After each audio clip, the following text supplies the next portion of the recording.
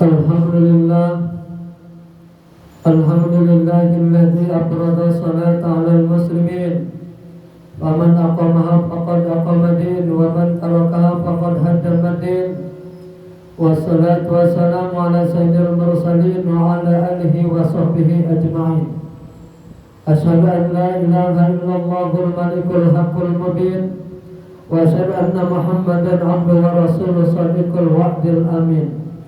Amma ba'du fa ya ibadallah, usikum wa nafsi wa iyaya bittaqwallahi faqad fazal muttaqun. Qala Allah ta'ala fi ayatil karim, a'udzu billahi minasy syaithanir rajim, bismillahir rahim.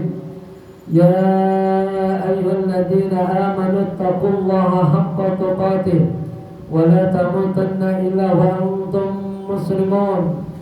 Wa qala Nabi sallallahu alaihi wasallam, ittaqillah haitsuma kunta wattabi sayatal hasanah tamhuha wa khuliqin nasa bi khuluqin hasan.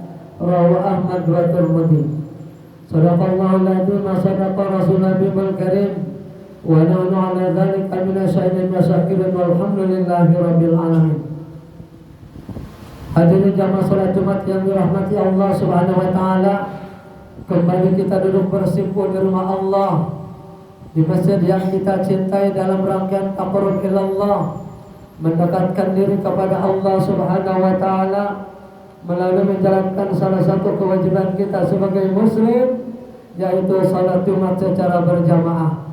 Harapan dan doa mudah-mudahan amal ibadah yang akan kita kerjakan dan yang sudah kita kerjakan senantiasa diterima di sisi Allah Subhanahu wa taala. Amin ya rabbal alamin.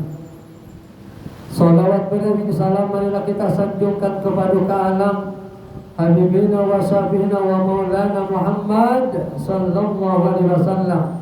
Biqaulina Allahumma shalli ala sayyidina Muhammad wa ala sayyidina Muhammad. Dengan harapan mudah-mudahan kita senantiasa mendapat anjuran syafaatnya dan tetap istiqomah di dalam menjalankan sunnah-sunnahnya. Amin ya rabbal alamin. Hadirin jamaah salat Jumat yang dirahmati Allah Subhanahu wa taala, sebelum khatib melanjutkan atau memberikan dua kalimat khutbah lebih lanjut, izinkan khatib untuk senantiasa berwasiat takwa, terutama kepada diri khatib pribadi dan umumnya kepada seluruh jamaah salat Jumat yang dimuliakan Allah Subhanahu wa taala. Marilah kita sama-sama berusaha dan berupaya meningkatkan iman dan takwa kita kepada Allah Subhanahu wa taala. Tentunya dengan sebenar-benarnya iman dan sebenar-benarnya takwa. Allah Subhanahu wa taala berfirman dalam Al-Qur'an, ya ayyuhalladzina amanu taqullaha haqqa tuqatih wa la tamutunna illa wa antum muslimun. Wahai orang-orang yang beriman, bertakwalah kamu sekalian kepada Allah Subhanahu wa taala haqqa, dengan sebenar-benarnya takwa. Wala tamutunna illa wa antum muslimun, dan jangan sekali-kali kamu sekalian meninggalkan dunia yang fana ini kecuali engkau sebagai muslim atau seorang yang beriman dan kepada Allah Subhanahu wa taala. Yang dimaksud jangan sekali-kali kamu sekalian meninggalkan dunia yang fana ini kecuali menjadi seorang muslim, artinya jangan sampai kita kembali ke hadapan Allah Subhanahu wa taala dalam keadaan tidak membawa iman. Karena Rasulullah SAW bersabda di dalam sebuah hadisnya, dalam potongan hadis Rasulullah SAW bersabda, termasuk orang yang rugi ketika dia meninggalkan dunia yang fana ini, artinya wafat, artinya meninggal, tetapi meninggal dia tanpa bighairi iman, tanpa membawa iman. Oleh karenanya melalui mimbar dan khutbah Jumat yang singkat ini khatib mengajak, mari kita sama-sama tingkatkan iman dan takwa kita kepada Allah Subhanahu wa taala. Dengan takwalah kita dapat meraih keselamatan dunia dan akhirat, dan dengan takwalah kita dapat jaminan surganya Allah Subhanahu wa taala. Allah berfirman dalam Al-Qur'an, al-jannatu 'indatul lil muttaqin. Surga disediakan untuk orang-orang yang bertakwa kepada Allah Subhanahu wa taala. Hadirin jamaah yang dirahmati Allah Subhanahu wa taala, Suasana masih suasana Syawal atau Idul Fitri, hari yang penuh dengan kesucian, di mana pada momen Syawal ini kita masih terus kita gunakan dengan acara halal bihalal. Salah satu tradisi yang sudah membudaya di kalangan khususnya di tanah air kita, di tanah Nusantara ini, acara halal bihalal yang dikemas dengan sebutan halal bihalal, yang isi daripada acara tersebut adalah merupakan kebaikan. Walaupun acara ini tidak dianjurkan dan diajarkan, dicontohkan oleh Rasulullah SAW, tidak ada nas Al-Quran yang langsung memberikan seruan atau contoh gambaran tentang halal bihalal. Begitu juga Rasulullah tidak pernah melakukannya, mengajarkannya, dan juga menganjurkannya. Namun isi daripada, intisari daripada acara halal bihalal sangat banyak manfaat dan nikmatnya, bahkan termasuk hal-hal yang diperintahkan oleh Rasulullah SAW. Salah satunya adalah dari kemasan acara halal bihalal. Dengan acara halal bihalal kita bisa bertemu muka, berpandang mata, bermuajahah, bermusafahah. Artinya bisa bersilaturahmi. Bukankah silaturahmi ini salah satu yang diajarkan, dianjurkan, serta dicontohkan oleh Rasulullah SAW? Bahkan di dalam sebuah hadis sahih, "Man kana yu'minu billahi wal yawmil akhir falyasil rahimah." Barang siapa yang beriman kepada Allah dan beriman kepada hari akhir, artinya beriman percaya akan adanya hari kiamat, akan datangnya hari kiamat, maka tentu dia harus falyasil rahimah, menyambungkan tali persaudaraan, menyambungkan tali silaturahmi, tali kasih sayang. Yang dimaksud adalah dengan artinya saling maaf-memaafkan, saling kunjung mengunjungi, dan saling bersapa menyapa, serta saling bersalaman. Begitu juga keutamaan kita bersalaman di dalam sebuah hadis.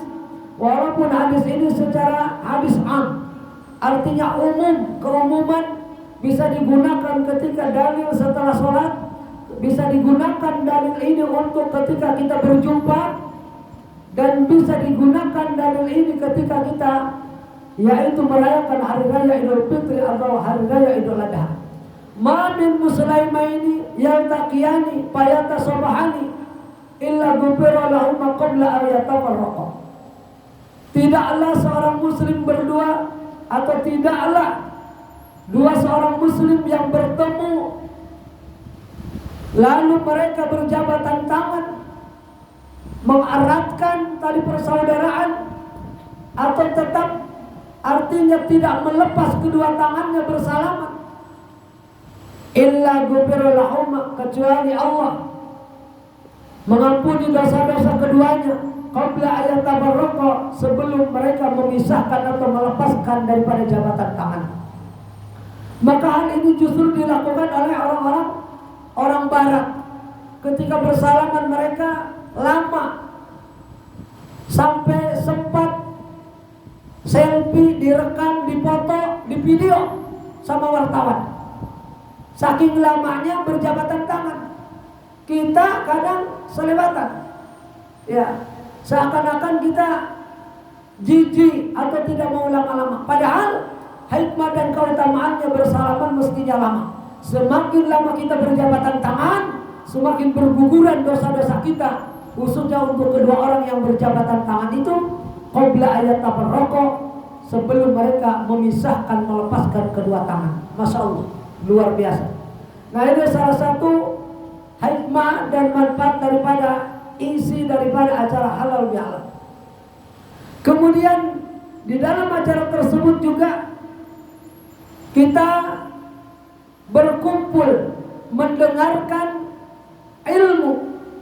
Ada kajian ilmu yang disampaikan oleh para penceramah atau tokoh agama atau oleh tokoh yang kita tuakan, memberikan pesan dan wasiat untuk kita semua, terutama pesan-pesan kebaikan, wasiat-wasiat ketakwaan.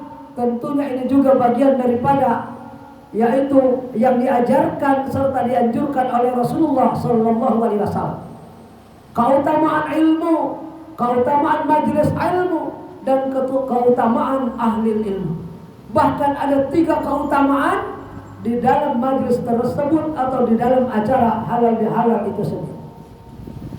Kemudian ditambah lagi keutamaan-keutamaan lainnya. Orang-orang yang kumpul di tempat itu di acara halal bihalal tentunya bukan saja lepas tangan, melainkan ada niat yang berinfak, yang bersedekah makanan atau minuman, dan juga yang lainnya.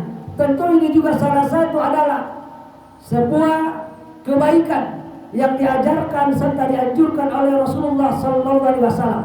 Bersedekah, ya, as-sadaqatu tadfa'u bala, as-sadaqatu tu'ti rabbi, as-sadaqatu tadbiru rizqa. Banyak hadis-hadis sahih tentang keutamaan bersedekah. Banyak sekali. Makanya jangan sampai kita anti dengan acara halal bihalal. Walaupun ini adalah sebutan dan ditradisikan, wabil khususnya di tanah air kita, di tanah Nusantara ini.